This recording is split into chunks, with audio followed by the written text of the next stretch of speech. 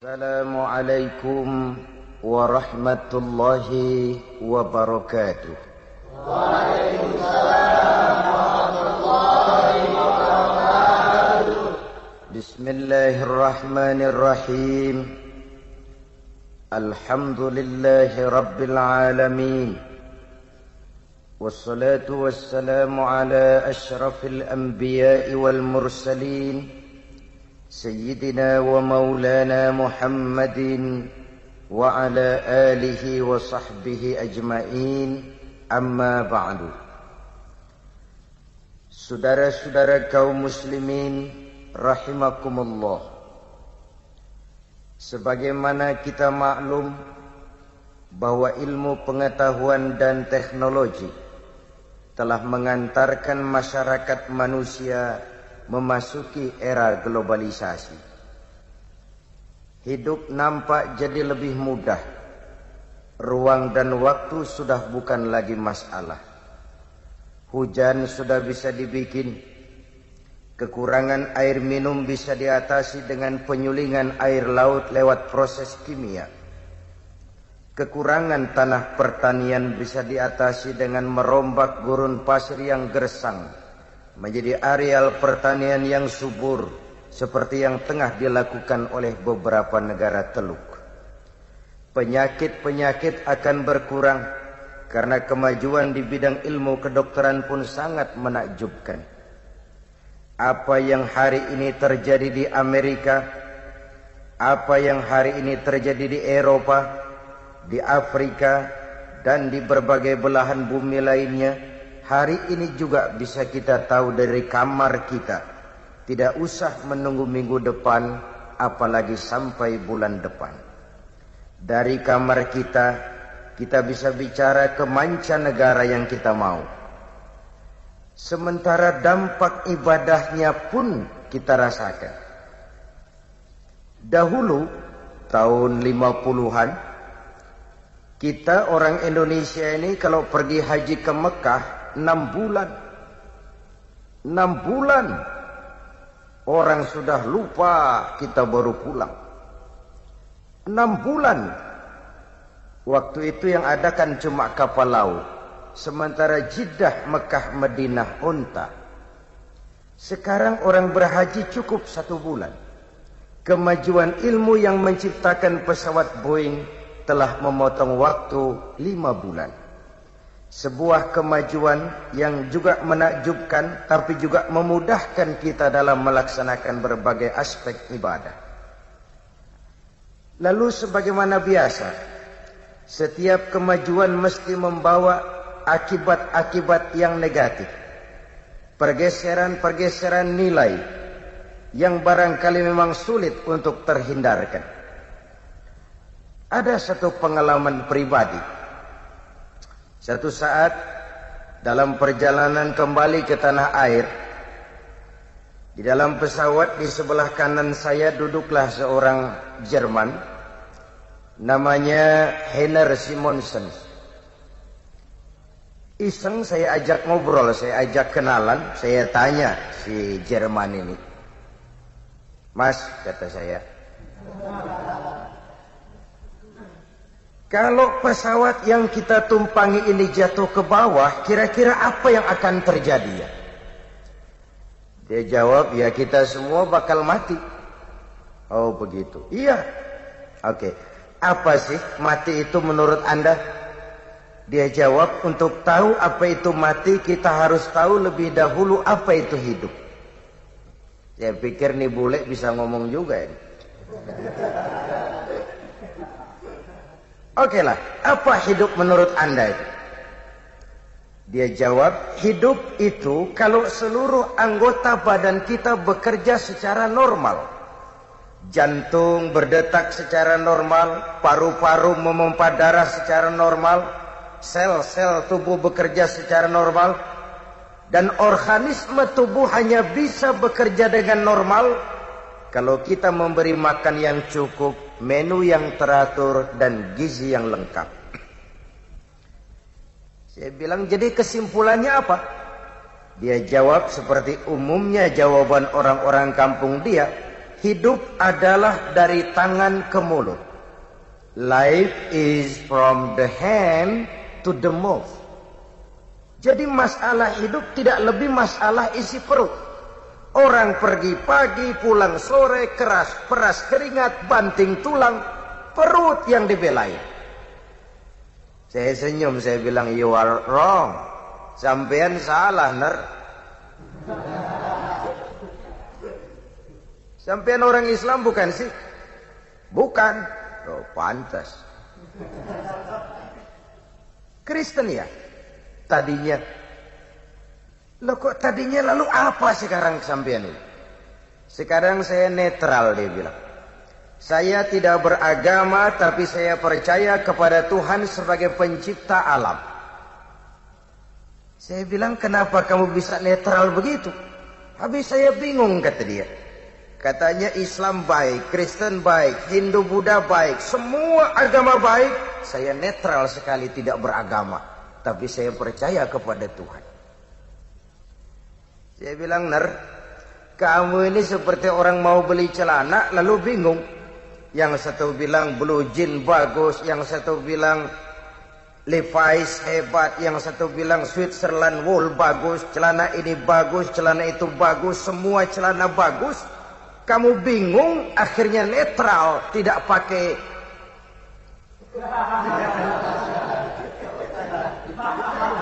Itu pun salah. Nah, menjelang landing di Cengkareng, saya teringat bahwa dua pola pemikiran Henner ini kan sudah mulai menggejala di lingkungan masyarakat bangsa kita. Dan inilah efek sampingan dari era globalisasi, dari modernisasi, dari industrialisasi. Pertama, munculnya manusia-manusia akustik yang seolah-olah Tuhan yes, agama no. Sama Tuhan percaya tapi tidak beragama. Yang kedua, gaya hidup materialis. Ia hanya percaya kepada apa yang ada di depan hidungnya, tidak ada urusan di belakang itu. Gaya hidup materialis. Dan yang ketiga, gaya hidup individualis. Persetan dengan orang lain, yang penting saya senang. Tiga penyakit utama inilah yang merupakan sisi negatif dari era globalisasi. Untuk mengatasi masalah ini, pada pertemuan kita kali ini ada tiga hal yang ingin saya sampaikan. Pertama, keimanan. Kita semua menyadari 13 tahun lamanya Rasulullah berjuang di Mekah hanya untuk menanamkan asyhadu an la ilaha illallah wa asyhadu anna Muhammadar Rasulullah.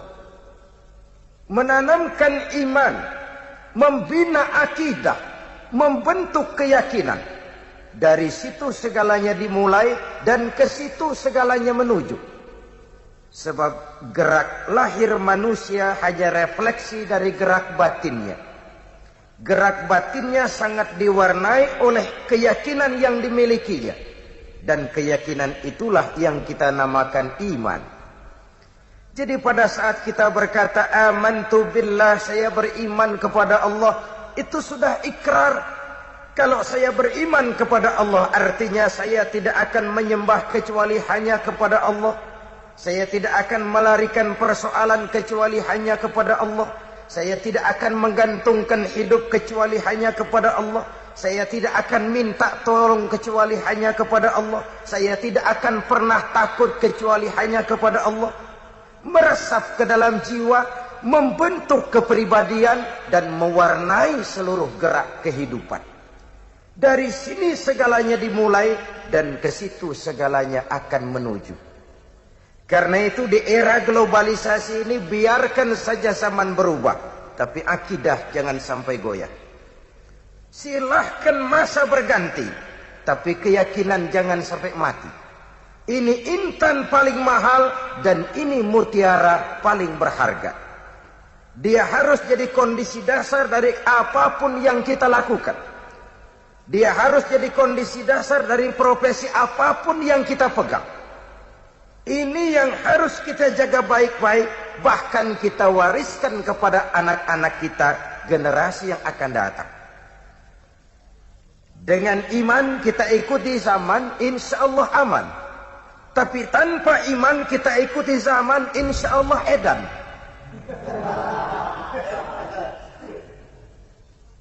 Bahkan sejak dini iman itu harus diwariskan kepada anak-anak kita.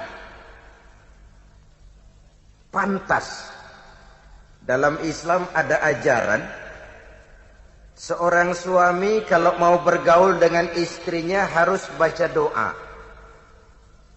Betul apa tidak? Anak-anak gak usah jawab, ini urusan orang tua ini.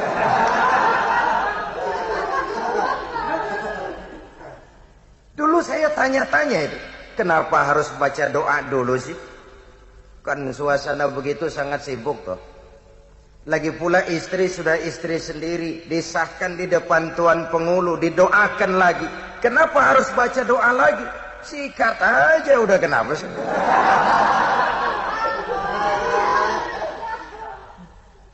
Jawabannya saya temukan dalam Ihya-nya Imam Ghazali, ada satu riwayat. Iblis yang tugasnya menggoda orang kafir, bodohnya besar, gede. Yang menggoda orang Islam ini iblis kurus, krempeng, kayak morfinis. Tenggeng, gak bisa lagi. Satu saat ini dua iblis ketemu di jalan, ngobrol, namanya satu profesi, sama-sama iblis. Yang gemuk tanya sama yang kurus, badan kamu kok kurus sekali? Kata iblis yang kurus, bagaimana saya nggak kurus? Saya ditugaskan menggoda orang Islam. Orang Islam itu kalau dia mau minum, dia baca bismillah. Bismillah, racun. Saya nggak bisa ikut minum. Dia mau makan, bismillah, racun lagi. Gak bisa saya ikut makan, diracuni bismillah. Dia mau tidur, dia tarik selimut, dia baca Allahumma bismika Allahumma ahya wa amut, racun lagi. Saya nggak bisa ngikut tidur di selimut, terpaksa tidur di emper keanginan.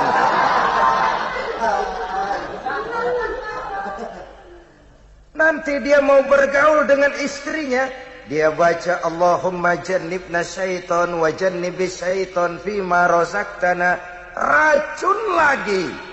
Saya nggak bisa ikut bantuin.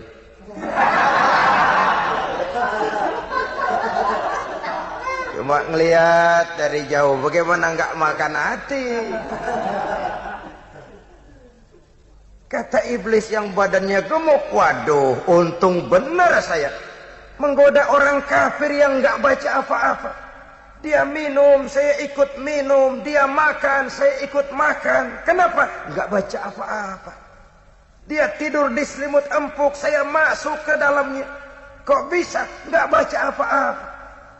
Dia bergaul sama istrinya, dikit-dikit saya bantuin.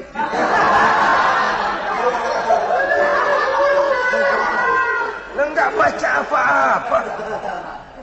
Ini kalau sudah produksi awalnya jadi bantu iblis, jangan heran anak sangar sudah diurusin. Artinya apa ini? Sejak produksi awal, cikal bakal manusia muslim itu sudah dibentengi oleh nilai-nilai agama. Sudah diberikan frame, diwarnai dengan nilai-nilai yang religius. Contoh lain, bayi-bayi muslim begitu lahir ke alam dunia disambut dengan azan. Apa ini? Menurut ahli pendidikan, bayi yang baru lahir itu kan ibarat kaset kosong. Kalau dipakai merekam, daya rekamnya kuat. Kalau yang sudah rada tua-tua itu ibarat kaset, itu kebanyakan rekaman udah. Itu nggak kusut juga lumayan. Apa aja masuk rekaman, beras habis masuk rekaman, anak bandel masuk rekaman, bini ngadat masuk rekaman. Maka orang kalau sudah tua ngapalin itu berat, kaset kusut. Bayi yang baru lahir, kaset kosong, daya rekamnya kuat. Maka bayi-bayi muslim begitu lahir ke alam dunia, belum sempat dia dengar Michael Bolton, belum sempat dia dengar merdunya trompet Kennedy, belum sempat dia dengar Madonna, belum sempat dia dengar yang lain-lain. Rekaman pertama yang masuk lafzul jalalah, Allahu Akbar, Allahu Akbar.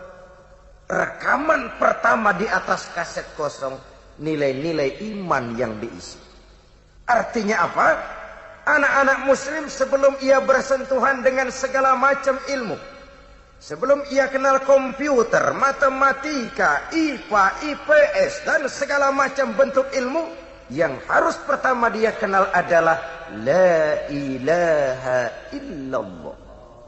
Iman ditanamkan sejak dini. Kalau iman sudah tertanam baik, soal sekolah sih lihat bakatnya deh. Asal iman tanamkan dulu. Pak, ini anak saya dari kecil mah demennya main pistol-pistolan aja, Pak. Waduh, abri itu mang lah. Tanamkan iman. Selesai SMA, kirim ke Magelang, masukkan akabri. Tapi iman tanamkan dulu. Nanti dia keluar dari akabri, jadi jenderal sekalipun dia jenderal beriman. Oleh karena jenderalnya beriman, lalu berjuang bersama-sama ulama, berjuang bersama-sama kiai.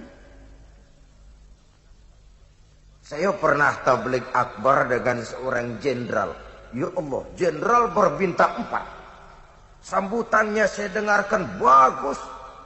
Ketika datang waktu sholat, saya lihat sholatnya khusyuk. Jenderal berbintang 4, sholatnya khusyuk. Kan hebat. Kadang-kadang baru jadi hansip berhenti sembahyang.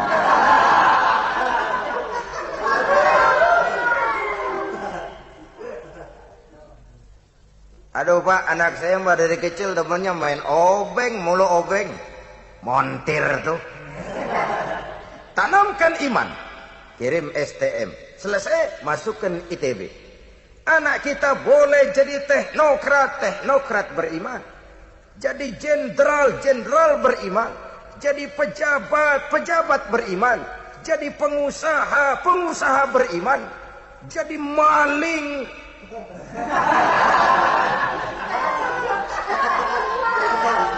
Nggak ada, mana ada maling beriman. Kalau iman kondisi dasarnya, insya Allah aman. Oleh sebab itu menghadapi era globalisasi, menghadapi modernisasi, iman harus kita mantapkan. Aplikasi sosialnya kelihatan sekali. Contoh, sekarang ini kan SD-SB sudah meninggal dunia. Alhamdulillah. Yang langganan pasti innalillahi. Nah, saya tanya, apa setelah SD-SB ditutup lalu tidak ada perjudian? Jawabannya banyak. Kenapa? Karena soal judi bukan sekedar soal SD-SB, itu soal mental. Kalau mental, iman. Biar SD-SB 17 kali tutup. Kalau mental penjudi, apaan juga bisa dijudiin. Mobil lewat dijudiin, motor lewat ditaruhin, sepeda motor, sepak bola jadi taruhan. Mental. Sementara pada sisi lain kita lihat, orang itu kalau nggak benar mendingan goblok daripada pintar.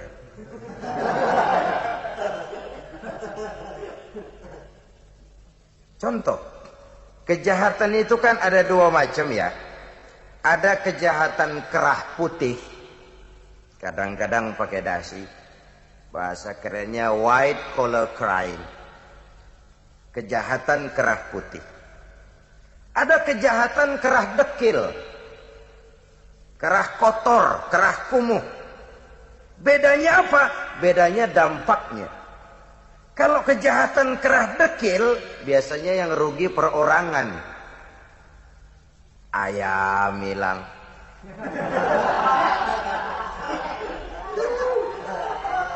Jemuran ditilep. Sandal di masjid out. Itu kejahatan kerah dekil tuh. Yang rugi perorangan. Tapi kejahatan kerah putih kadang-kadang pakai dasi. Bukan cuma perorangan yang rugi, negara dibobol. Dampak kejahatannya jauh lebih luas daripada kejahatan kerah dekil. Makanya orang kalau kagak benar mendingan goblok daripada pintar.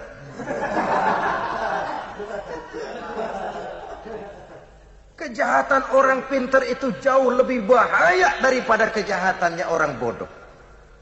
Itulah sebabnya harus dilandasi dengan semangat keimanan. Intan paling mahal, mutiara paling berharga, tidak lain adalah iman. Dari situ segalanya dimulai dan ke situ segalanya akan menuju. Biarkan zaman berubah, asal akidah jangan goyah.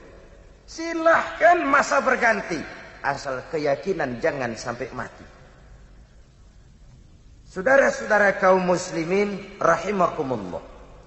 Allah Subhanahu wa taala dalam surah Al-A'raf ayat 7 menjelaskan, "Walau anna ahlal qura amanu wattaqau lafatahna 'alaihim barakatin minas sama'i wal ard."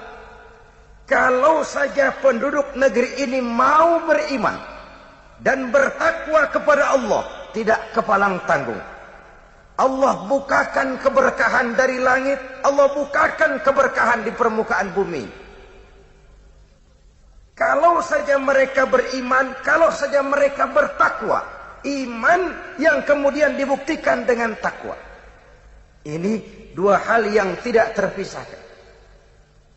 Bukan sekadar percaya kepada Tuhan, tapi menolak konsep agama, bukan.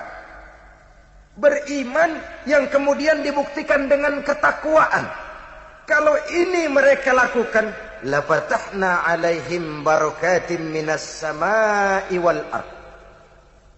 Akan kami buka pintu keberkahan, baik dari langit maupun dari bumi.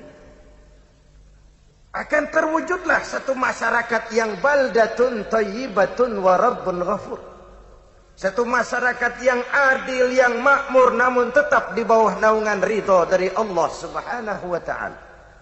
Konsepnya dua tadi, iman dan takwa. Takwa dan iman. Sebab kata Nabi, al-imanu uryanun. Iman itu telanjang. Walibasuhu taqwa wa samratuhul haya. Pakaian dari iman adalah takwa. Sementara itu buah daripada iman adalah rasa malu.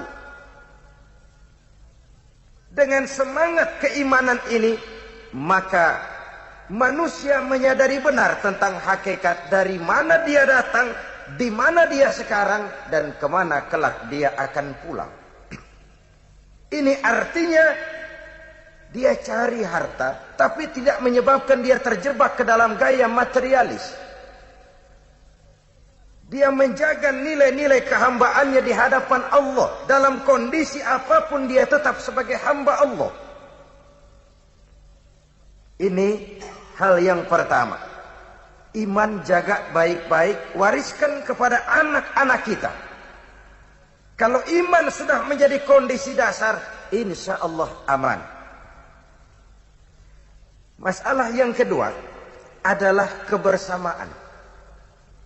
Globalisasi melahirkan gaya hidup individualis. Padahal Islam telah menyelamatkan manusia dari ras diskriminasi. Dari manapun orang datang, apapun warna kulitnya, dari suku apapun ia dilahirkan, kalau akidahnya sama, itu saudara kita.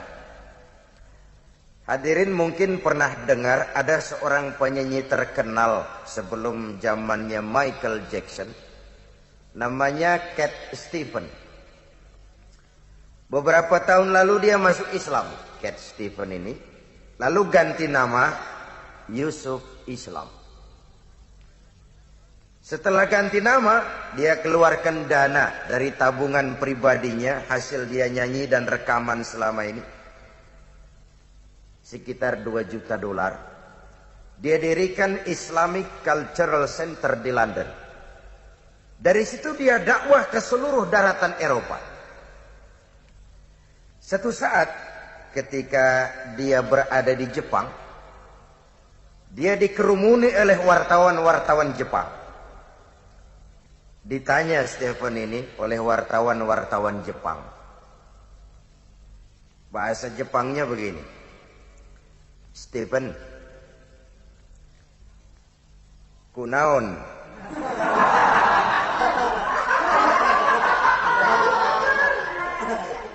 Ya sudahlah, gak usah pakai bahasa Jepang. Stephen, kenapa kamu masuk Islam? Jawab Stephen, 2 hal yang menarik saya dalam Islam. Pertama, konsep iman, konsep Tuhan dalam Islam kok sangat transparan. Mudah dimengerti, boleh dipelajari mulai anak-anak sampai kakek nenek.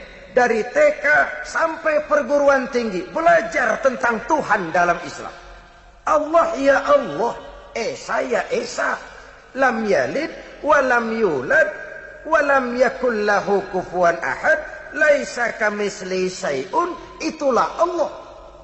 Kok mudah dimengerti, mudah dipahami, transparan. Allah itu bukan manusia, bukan separuh manusia separuh Tuhan, bukan Tuhan yang menjelma dalam diri manusia. Itu mah ruwet jelimet mumet.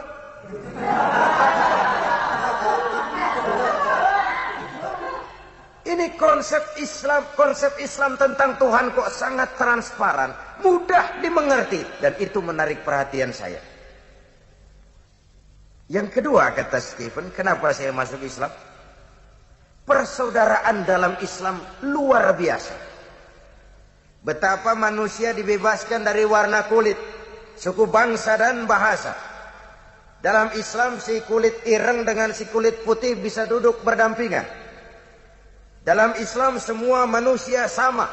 14 abad yang lalu, sebelum Amerika teriak-teriak dengan apa yang ia banggakan sebagai Declaration of Independence, Rasul sudah mencanangkan cikal bakal pemikiran demokrasi.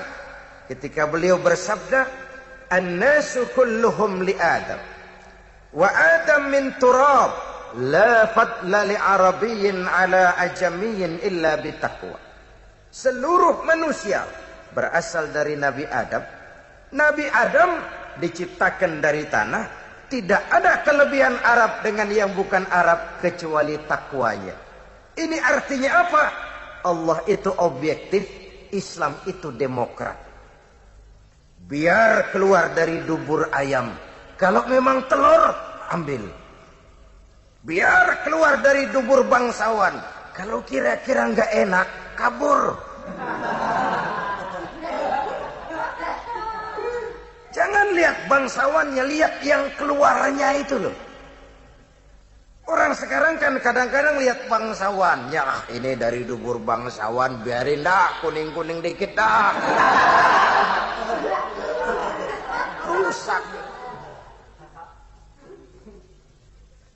Amerika yang katanya kampiun demokrasi, membela hak-hak asasi manusia, masih ada restoran, entah itu di New York, entah itu di San Francisco, yang dengan tegar mencantumkan hanya melayani kulit putih. Artinya apa? Kulit hitam minggir. Lah kok tegel-tegele? Kontras sekali. Nah, Islam ini menyelamatkan manusia dari ras diskriminasi. Era globalisasi sering membentuk gaya hidup yang individualis. Orang terangsang untuk hanya mementingkan dirinya sendiri saja. Yang penting gua senang, masa bodoh orang lain. Terbentuklah mafioso. Akhirnya hukum laut pindah ke darat. Apa hukum laut itu? Ya biasa. Paus makan tongkol, tongkol makan bandeng, bandeng makan seler, seler nyaplok teri. Terjadilah apa yang disebut gunung diuruk, sumur digali. Gunung sudah tinggi, diuruk. Sumur sudah dalam, digali lagi. Maka yang kaya makin subur, yang miskin makin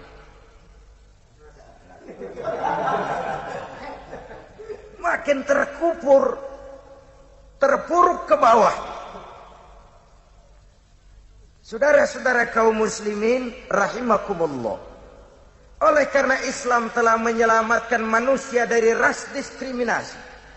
Oleh karena globalisasi seling melahirkan sikap individualistis, di mana kepedulian sosial, kepekaan sosial, sikap gotong royong, suka menolong yang memerlukan pertolongan sudah mulai tipis di tengah masyarakat kita. Perlu ditumbuh kembangkan, disadarkan kembali semangat kebersamaan ini. Saya adalah saudara dan saudara adalah saya.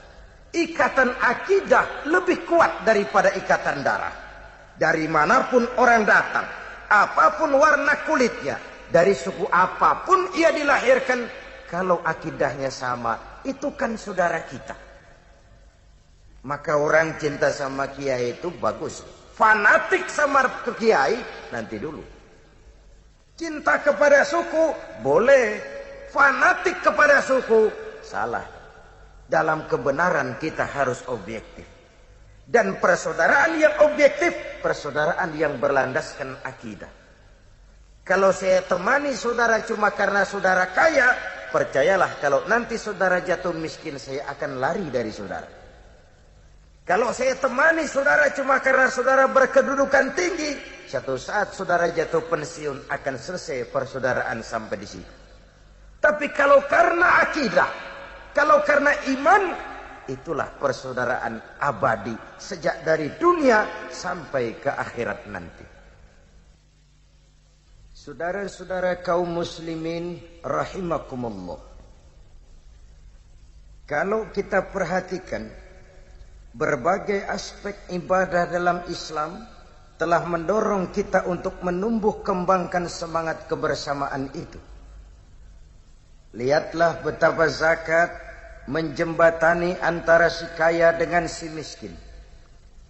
Betapa puasa menumbuhkan kepekaan sosial guna membentuk kepedulian sosial yang akhirnya akan melahirkan solidaritas sosial. Betapa ibadah haji telah mempersatukan dan mempersamakan manusia di hadapan Allah. Tatkala wukuf di padang Arafat, terbungkus pakaian berwarna sama, munajat kepada Allah Tuhan yang sama, mengikuti manasik Rasul yang sama. Dikala itu kita tidak tahu lagi mana yang jenderal, mana yang kopral. Kita tidak tahu lagi mana yang intelek, mana yang awam. Dan kita tidak tahu lagi mana yang konglomerat dan mana yang kere. Yang kita tahu semua hamba Allah berkedudukan sama di hadapan Allah Subhanahu wa ta'ala. Salat bahkan kalau saudara lihat salat yang kita kerjakan itu, sejak dari sarananya masjid sampai kepada salat itu sendiri sudah menumbuhkan semangat kebersamaan. Siapapun masuk masjid, buka sepatu. Kopral datang lebih dulu, isi di depan kopral. Jenderal datang belakangan, di belakang saja jenderal. Tidak ada tempat VIP waktu sholat. Sementara sholat itu sendiri menghadap ke arah yang sama, melakukan gerak yang sama, membaca bacaan yang sama, mengikuti cara Rasul yang sama, menyembah Allah Tuhan yang sama, bahkan bahasanya pun sama. Coba kalau sholat pakai bahasa masing-masing, kacau aja masjid. Saya kasih contoh umpamanya, yang imam pakai bahasa Indonesia, takbir, Tuhan yang maha besar. Malaikat kaget kali. Masuk lagi orang Jawa Barat jadi makmum, takbir lagi. Gusti Allah nu ageng. Malaikat, kata malaikat, nanaonan silai euy.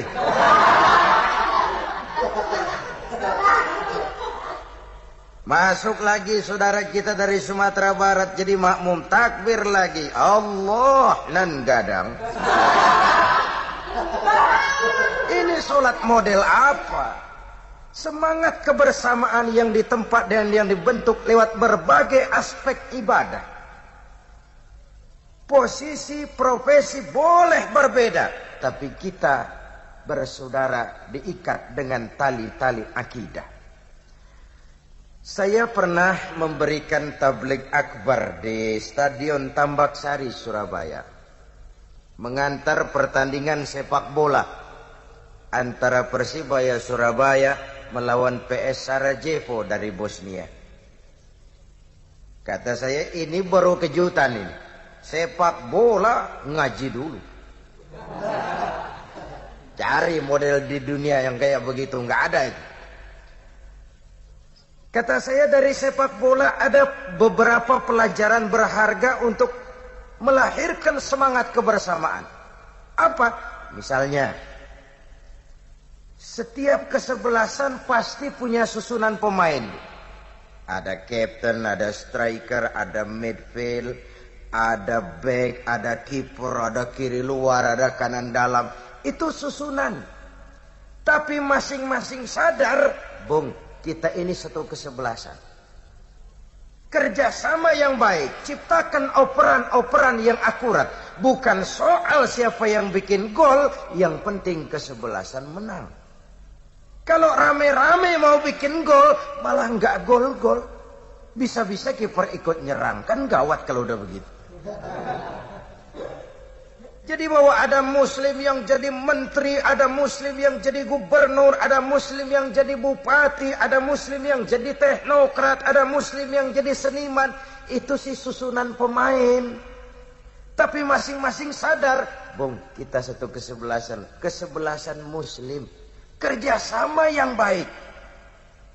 Harus ada muslim yang jadi pejabat tinggi, memegang key position, posisi kunci. Pejabat tinggi tidak usah jadi ketua pembangunan musola. Cuma kalau ada musola belum selesai, operan mas, operan. Operan yang penting. Semen oper, pasir oper. Jangan individualistis. Waktu di bawah aja rajin benar baca ayat kursi. Begitu dapat kursi, lupa sama ayat. Individualisnya yang menonjol, egonya yang besar, semangat sosialnya berkurang, gotong royongnya berkurang, tanggung jawab lingkungannya berkurang. Artinya sebagai muslim kita boleh berbeda pendapat, tapi tidak boleh berpecah belah. Kaos boleh tidak sama, jaket boleh beraneka warna, tapi kalau muslim kita cari persamaannya, jangan memperbesar perbedaannya. Kita ini satu kesebelasan. Posisi boleh berbeda, tapi satu dengan lain harus saling memperkuat. Harus saling memperkuat. Karena musuh yang kita hadapi berat tuh. Kemiskinan, kebodohan, keterbelakangan, maksiat, munkarat. Kadang-kadang musuh kuat, teman sendiri dijigalin. Bagaimana nggak mau ambruk kesebelasan kita? Musuh kuat, musuh hebat, teman sendiri dijegalin. Inilah ironinya. Tertarung di kaki teman sendiri.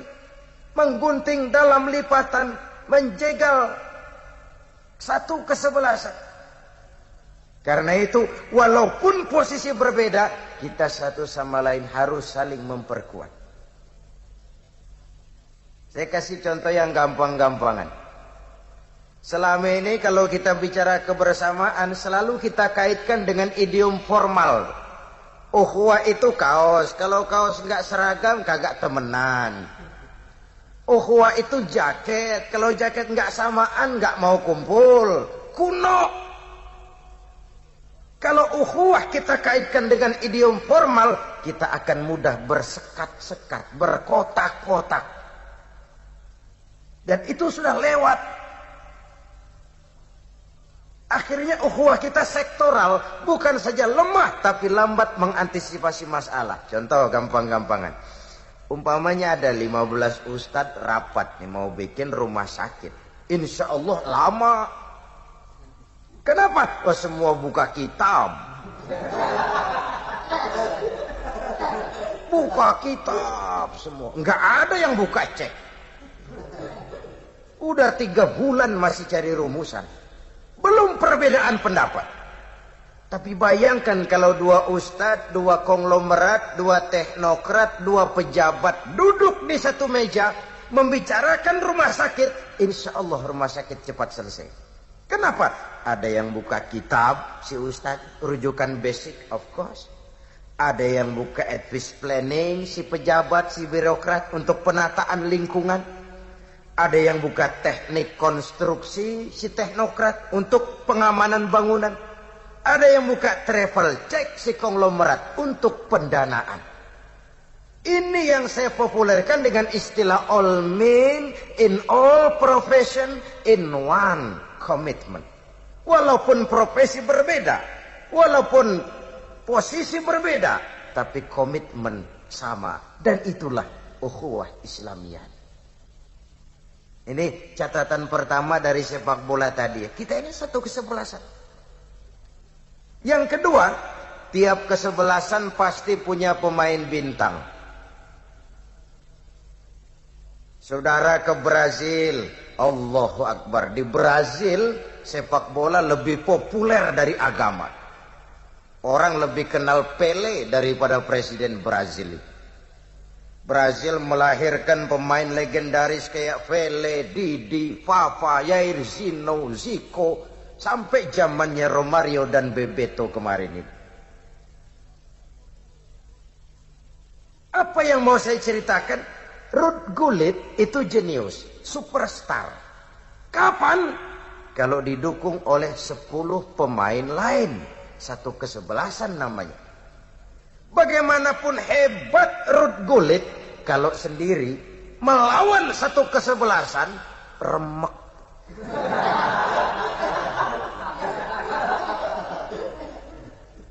Ini era globalisasi. Dan kita bukan Superman yang sendiri mampu membalikan dunia. Betapa dan siapapun kita perlu orang lain. Bodoh manusia kalau tinggal di tengah masyarakat lalu tidak mau bermasyarakat. Hidup ini kan jadi enak gara-gara banyak orang. Janganlah di dunia, janganlah di Jakarta, di sorga, Nabi Adam waktu sendirian bengong melulu. Mondar mandir. Allah tegur, Dam, sepi ya Dam.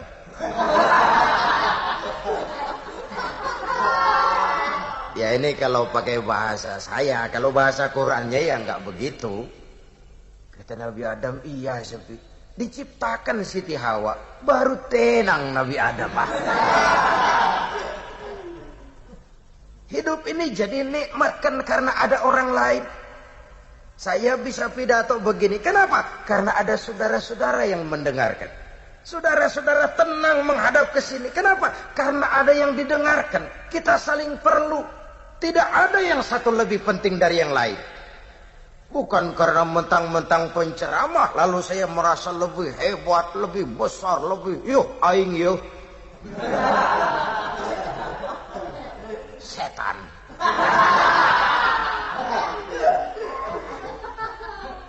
Betapapun hebat saya pidato di sini, 2 jam menggelegar, berkobar, membakar. Yang dengerin kagak ada. Hebat tuh. Paling kata orang dari jauh tuh Ustaz udah lama begitu itu.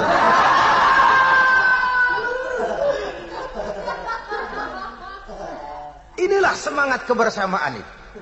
Saling asah, asih, asuh. Berbahagialah manusia kalau dia oleh Allah dijadikan keran. Keran itu nyimpen air, tapi bukan buat dirinya. Buat yang perlu. Rezekimu cuma lewat tangan saya. Rezekimu cuma lewat tangan saya. Satu kehormatan kalau manusia oleh Allah dijadikan keran.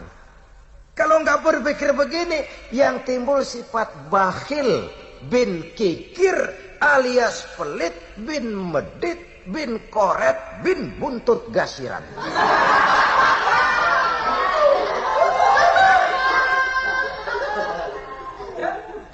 Padahal agama mengajarkan khairun nas anfa'uhum linnas. Manusia terbaik adalah yang paling bermanfaat buat manusia lainnya. Manusia yang paling baik adalah yang membawa guna bagi orang lainnya. Keberadaannya mempunyai arti. Dia ada, orang gembira. Dia pergi, orang bersedih. Dia tidak ada, orang cari. Lain kalau orang celaka. Dia pergi, orang kagak pikirin. Dia ada, orang susah. Ini udah biang kerok deh ini namanya. Semangat kebersamaan. Bahwa Ruud Gullit kah itu, Maradona kah itu, lalu Roberto Baggio kah itu, dia hanya jadi hebat karena ditunjang oleh 10 pemain lain. Inilah semangat kebersamaan. Ini yang perlu kita tumbuh kembangkan. Kepedulian sosial, kepekaan sosial, sikap gotong royong, tanggung jawab terhadap lingkungan, suka menolong mereka yang memang memerlukan pertolongan. Dan itu yang kita lihat mulai menipis di lingkungan masyarakat kita. Oleh era globalisasi yang ditandai dengan semangat materialistis. Segalanya berorientasi kepada kepentingan benda. Padahal itu relatif. Jadi menghadapi era globalisasi, hal kedua ialah tumbuh kembangkan semangat kebersamaan. Kita hidup di Indonesia. Kultur Indonesia adalah kultur yang paternalistik. Sikap gotong royong. Kalau ini bisa kita tumbuh kembangkan, kita akan selamat dari gaya hidup individualis. Tinggal di tengah masyarakat dan mau bermasyarakat. Saudara-saudara kaum muslimin rahimakumullah. Yang ketiga menghadapi era globalisasi adalah keseimbangan.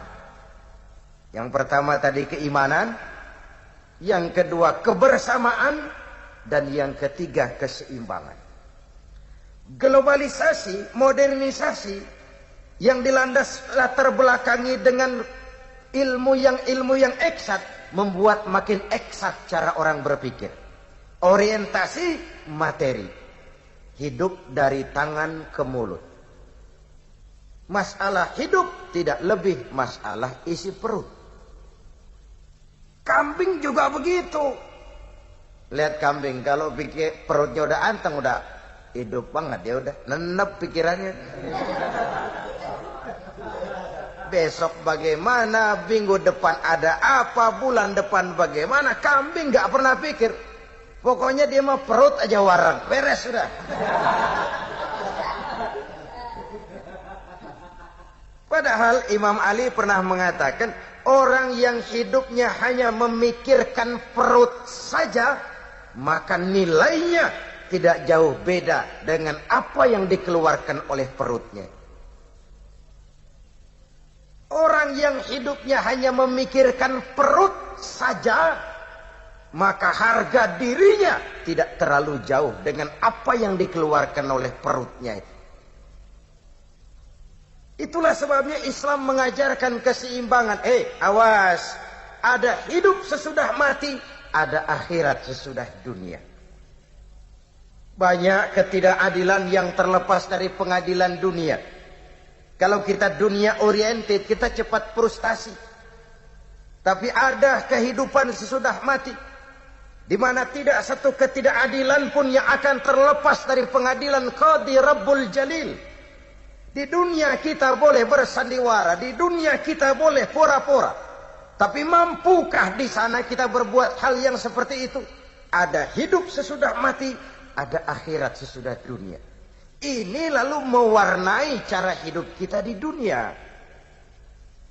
Iya, saya sih emang benar pengen cepet kaya. Cuman kalau pakai makan renten nanti di kuburan bagaimana? Iya, saya kepengen cepet kaya. Tapi kalau nipu orang nanti di akhirat bagaimana? Iya, saya kepengen cepet kaya. Tapi kalau buka peternakan tuyul,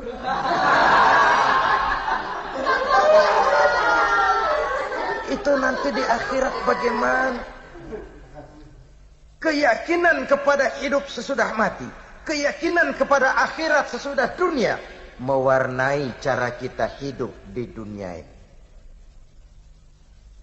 Oleh sebab ada hidup sesudah mati, ada akhirat sesudah dunia, Rasul mengajarkan, bekerjalah untuk duniamu seolah kau akan hidup selamanya, tapi bekerjalah buat akhiratmu seolah kau akan mati besok. So, Islam ini bukan agama orang pemalas yang selesai sholat lalu berpangku tangan, menunggu keajaiban, menghitung bintang di langit. Tapi Islam bukan agama orang sombong yang setelah berusaha lalu tidak memerlukan Allah. Islam itu harmoni. Bekerjalah sebagaimana harusnya, bekerjalah sebagaimana mestinya. Gunakan teknologi yang paling canggih, pakai tenaga yang paling profesional, gunakan manajemen yang paling mutakhir. Tapi di belakang itu jangan lupa minta tolong kepada Allah. Kenapa? Kau hanya wajib berusaha, tapi tidak pernah wajib berhasil. Hasil itu hak prerogatifnya Allah. Lah yang berusaha saja tidak wajib berhasil, apalagi yang tidak berusaha. Saudara-saudara kaum muslimin rahimakumullah, dengan keseimbangan ini kita lalu punya sandaran vertikal. Dari situlah terbentuk keseimbangan. Keberhasilan tidak membuat kita lupa daratan, kegagalan tidak membuat kita putus asa. Selalu ada hikmah di balik musibah. Ada hikmah di balik musibah. Oleh karenanya, di dalam menjaga keseimbangan ini, kita perlu meningkatkan nilai-nilai ibadah kita kepada Allah Subhanahu wa ta'ala. Tahun ini saja, tahun 1994, kalau kita mau merenung, berulang kali Allah sudah tegur kita, berulang kali. Mula-mula ada gempa di Flores. Saudara barangkali ikuti beritanya. Pulau terbelah.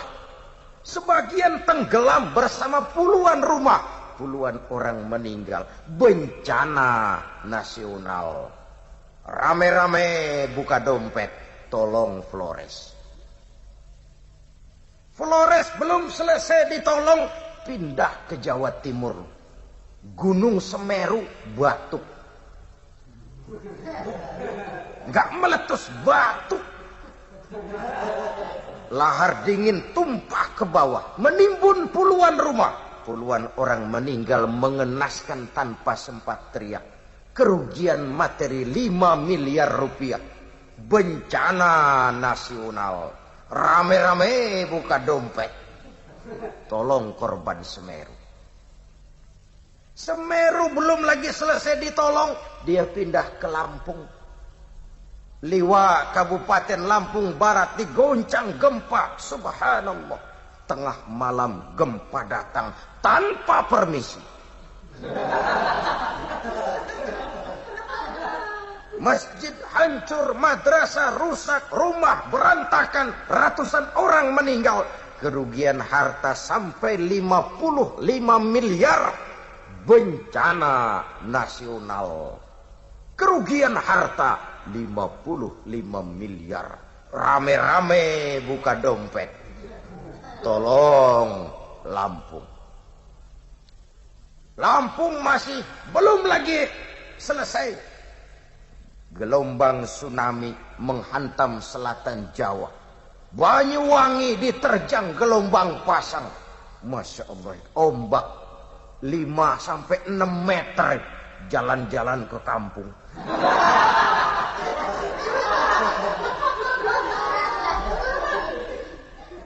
pulangnya narikin orang. Korban meninggal 231. Bencana nasional lagi. Rame-rame lagi buka dompet. Tolong itu korban Banyuwangi. Kemarau panjang. Angin topan, gempa bumi, gunung meletus, gelombang pasang.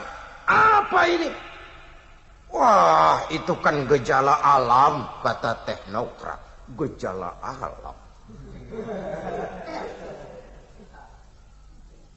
Bukan, kata Ebik GAD. Itu karena alam sudah bosan bersahabat dengan manusia. Kata Ebik. Tidak percaya? Tanyakan rumput yang bergoyang. Kata Ebik. Apa kata Quran? Wa ma kana Allahu liyu'adzibahum wa hum yastaghfirun. Allah tidak akan menurunkan azab sepanjang di tengah mereka masih banyak orang-orang yang istighfar. Kalau musibah silih berganti, bencana susul menyusul, mari mawas diri. Barangkali munkarat sudah merajalela. Barangkali yang ruku dan sujud makin langka, yang istighfar makin samar. Kadang orang masih berdalih, Pak, mungkin di Lampung kita tidak punya teknologi canggih, Pak, sehingga datangnya gempa tidak bisa dideteksi secara dini. Baiklah Lampung. Tapi saudara mungkin dengar, Los Angeles di Amerika pernah digoncang gempa. Bangunan ambruk, jembatan hancur, jalan retak. Los Angeles. Kurang apa teknologi Amerika? Tapi kalau gempa yang datang, cari dah teknokrat yang paling botak. Suruh tahan tuh gempa.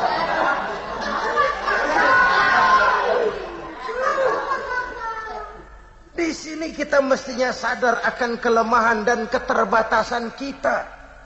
Bahwa manusia hanya berusaha dan berusaha. Kepastian hak prerogatifnya Allah. Sebab itu usaha zahir harus diimbangi dengan usaha batin.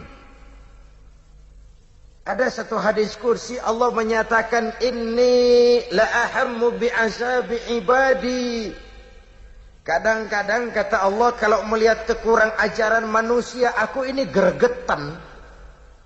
Kepengen saja aku timpakan azab kepada mereka. Yang lupa daratan, yang tidak mau ruku dan sujud, yang zalim kepada sesama manusia. Yang nyekek botol, yang banting kartu, yang macam-macam. Kalau lihat tingkah laku manusia, aku ini greget loh. Aku kepengen turunkan saja itu azab.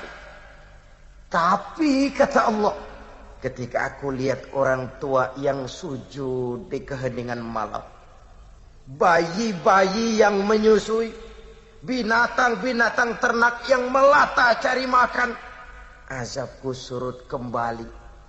Rupanya ini peredam murkanya Allah. Orang-orang yang di keheningan malam dia bangun, dia sujud. Bayi-bayi yang tanpa dosa, itu peredam murkanya Allah. Kalau enggak ngelihat itu, aku ini udah gregetan.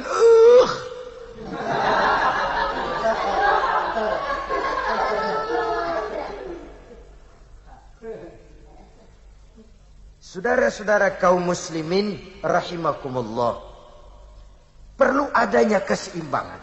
Ada hidup sesudah mati, ada akhirat sesudah dunia. Ini kita yang hadir semua di sini ini kan calon-calon jenazah. Calon lurah belum tentu jadi lurah. Calon bupati, waduh, saingan banyak, pasaran tinggi. Calon jenazah pasti. Malahan kalau nyontoh Rasulullah, jatah umur kita kan cuma berapa sih? 63. Rasulullah wafat umur 63. Kalau nyontoh beliau, jatah kita cuma 63. Maka yang saat ini udah 62 tahun 11 bulan.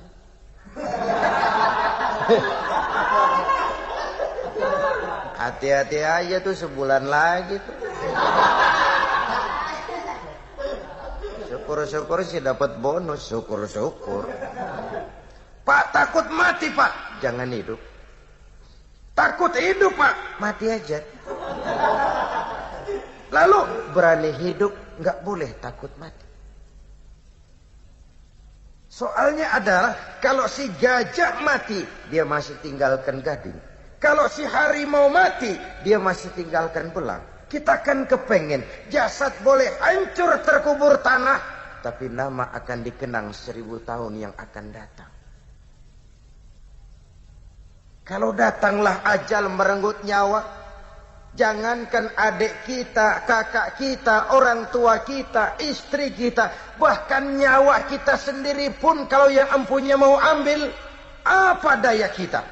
Apa kekuatan kita? Nyawa ini cuma hak pakai, bukan hak milik mutlak, hak guna pakai. Satu saat akan diambil oleh yang punya, dan tidak satu kekuatan pun mampu menolak. Tidak satu kekuatan pun.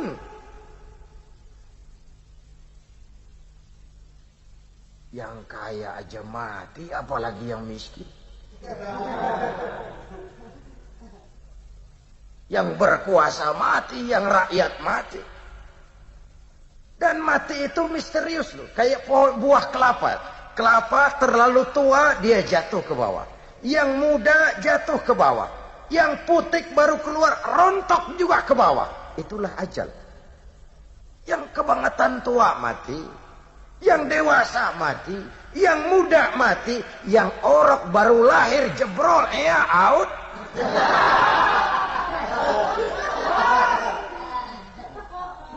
Jadi jangan berpikir, saya masih muda, masih tangeh, ini mau mati. Jangan.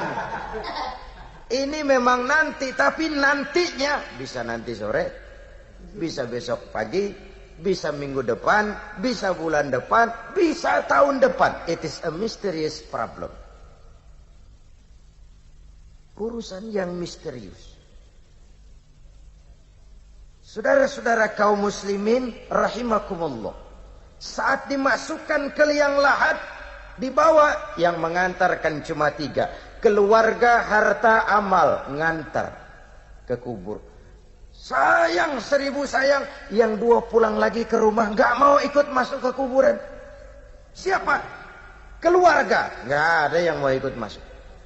Istrinya yang katanya sayang bener sama dia, enggak tuh, enggak. Suaminya enggak, paman, bibi, om, tante, tidak seorang pun. Harta, harta lagi. Mobil cuma parkir di pelataran kubur. Jangan harta yang mahal, tikar ketinggalan masih dibawa pulang.